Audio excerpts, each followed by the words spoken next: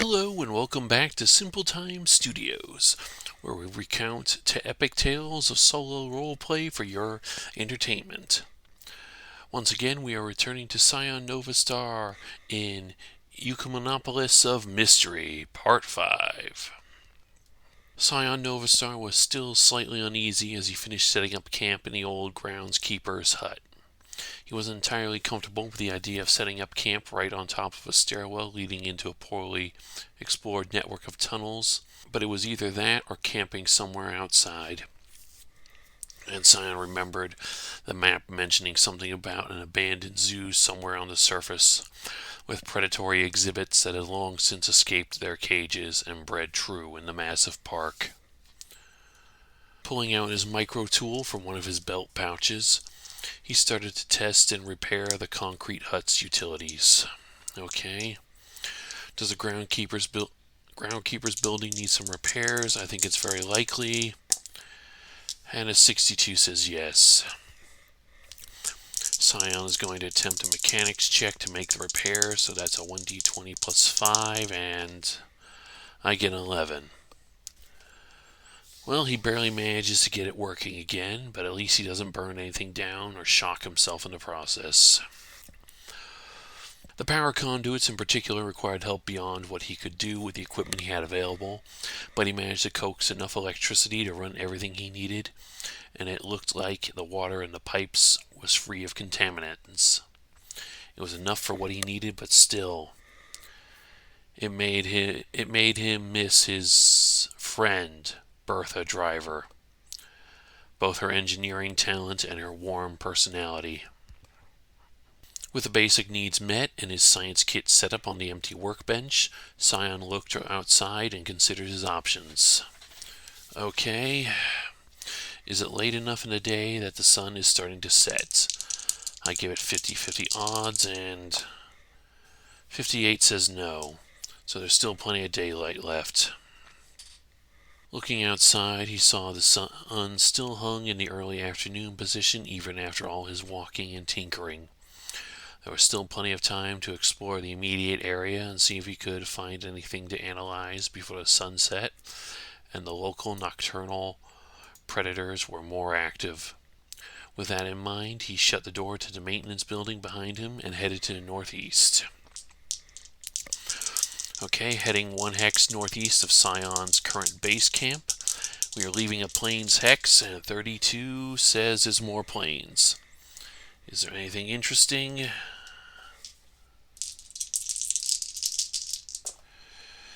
Well, 850% says there's no civilization or ruins. 50% says there's not any random encounters either. Psion explored to the northeast of his temporary camp and found nothing but more grasslands, with a dense grove of trees marking the park entrance looming nearby. Try as he might, he didn't spot anything that wasn't out of the ordinary. Just another mile of grassland consuming the waste heat generated by a massive metropolis that wasn't producing much of it anymore. Psion collected a few samples of plants he was sure hadn't been cataloged yet and went walking onward to the west. His plan was to explore a ring around the camp just to be sure he didn't miss anything. Okay, Psion heads west, taking us directly north of his base camp. I roll a 49, more grasslands.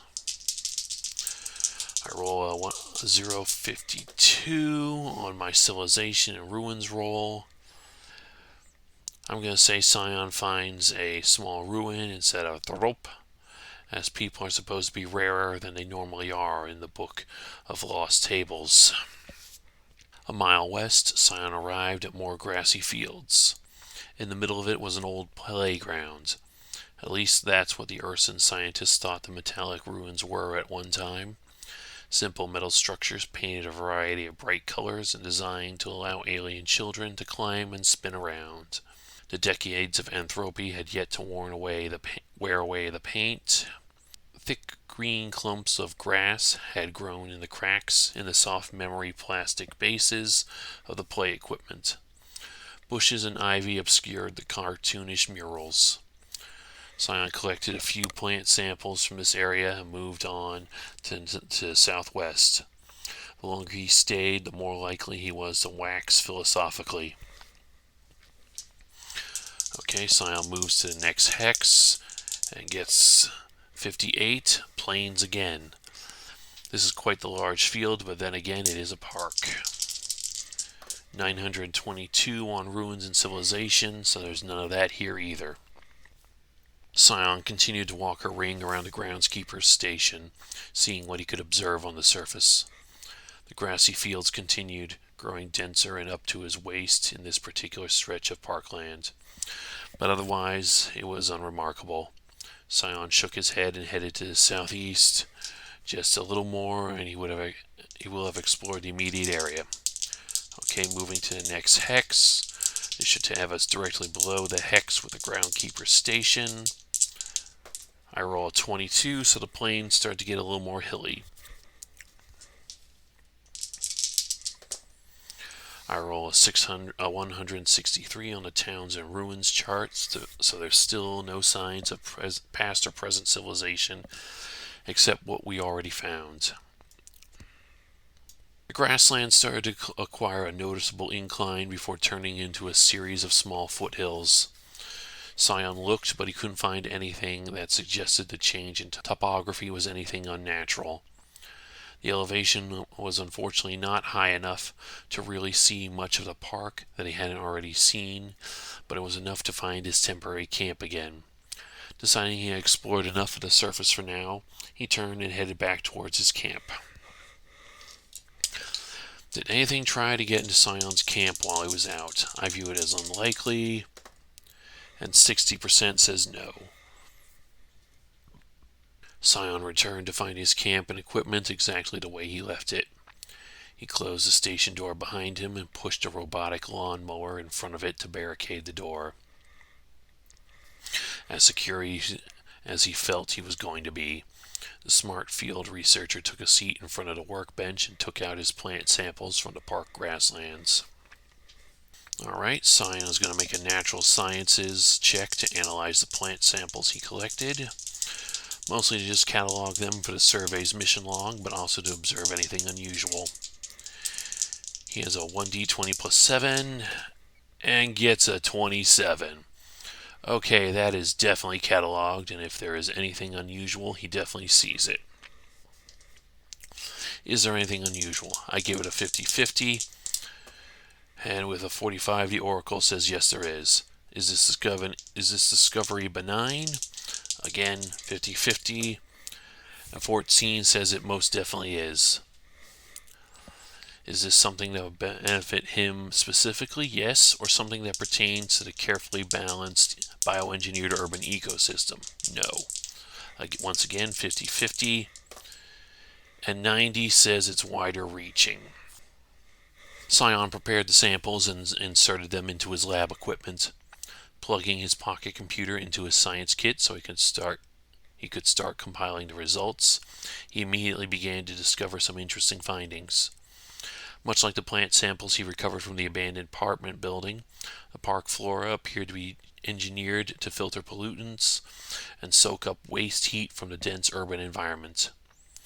Whoever the original builders of this city were, they were exceptional bioengineers when it came to adapting plant life.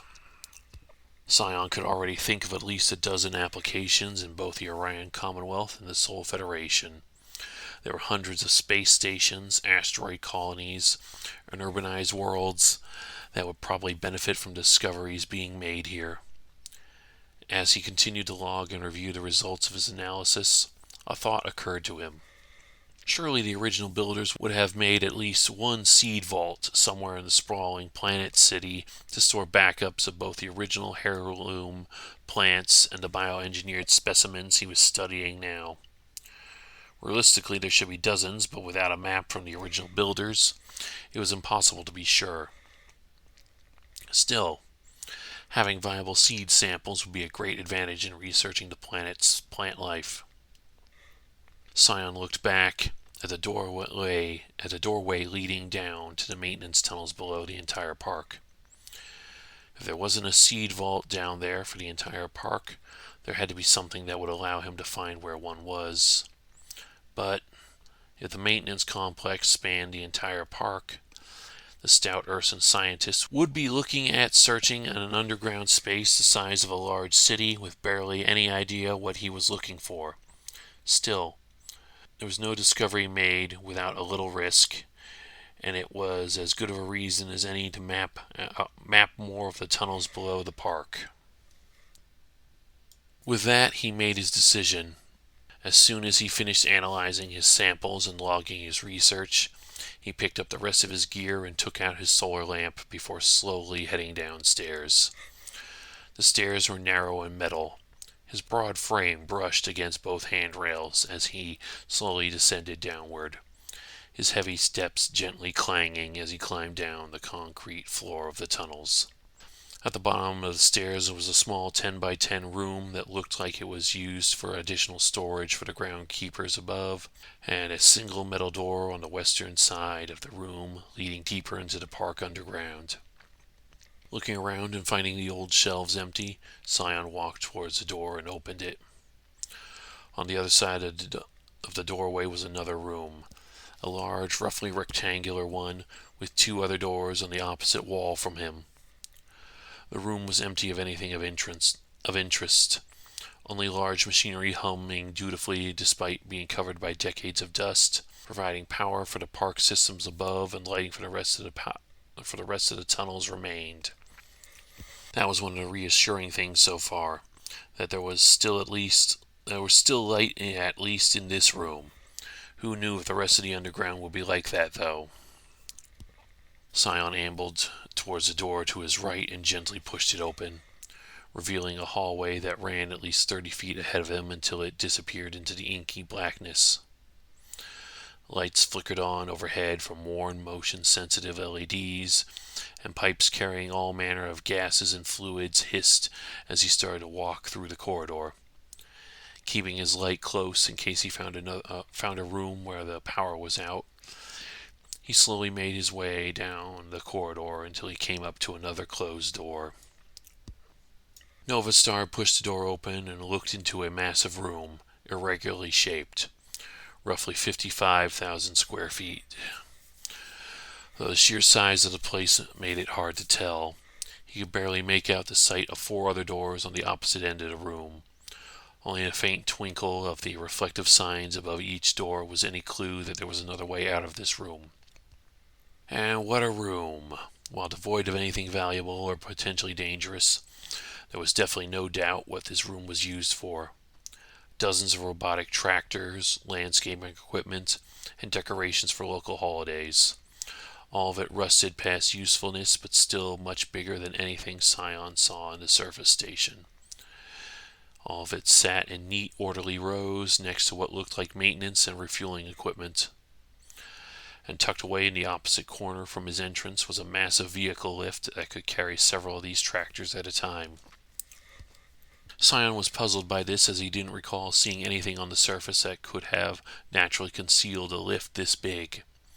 Perhaps one of the foothills he stood on previously? A question for later. Right now, perhaps there was something that could tell him more about the tunnels in between all this clutter. Okay, is there a map or anything else that could help Psion search the tunnels? I think it's unlikely that it would be that easy, but 13 says yes. Searching one of the workbenches set up throughout the cavernous room, Psion found a small wearable map computer left on the workbench countertop. Green-gloved fingers cautiously poked the wrist-wearable computer and coaxed it back to life. A holographic projection briefly flickered before the device became inert again. Psion briefly sighed and checked the map computer for an interface port before pulling out a universal adapter cable and plugging the alien device into his pocket computer. Psion is going to make a computer's check with a 1d20 plus 7 to download the contents of the alien device and make it talk to his pocket computer's mapping software. He gets a 15 and the task isn't too challenging, so now he has a map of the immediate area, including points of interest. Let me ask the Dice Oracle if there is a seed vault nearby. Again, I think it will be unlikely for it to be that easy, and 63 means the Dice Oracle agrees with me. Psion projected the alien map onto his smart goggles and read it. There were a few points of interest and an easily understood map key, but nothing that immediately stood out.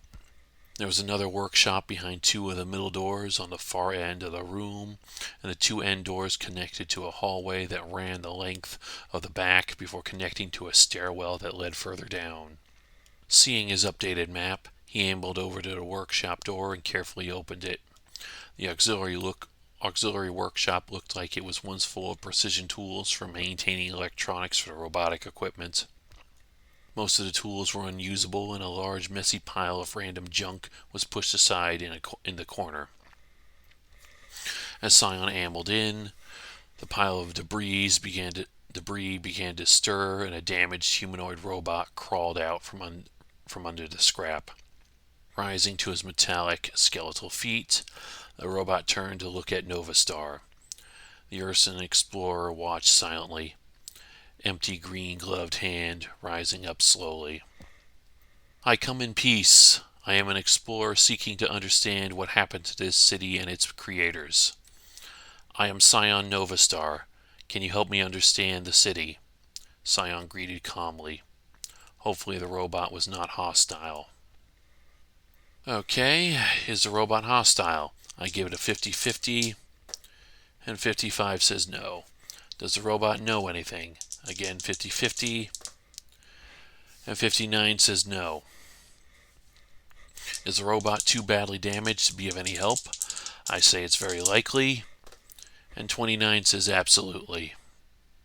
The robot looked like it was about to do something, but it took one shaky step forward, then collapsed under its own weight and hit the floor with a clattering thud.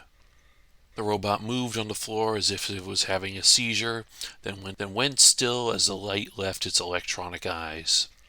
Psion looked over the remains, saw that the memory core and the central processor were burnt out, and shook his head. There was nothing to learn from this machine. Nothing left to do but move on and hope that there would be other opportunities to learn more about what happened to this city and its people.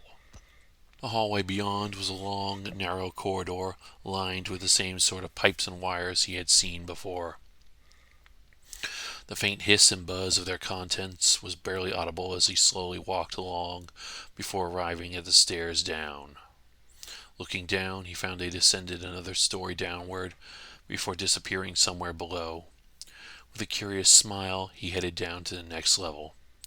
Who knew what discoveries waited down below? End of episode.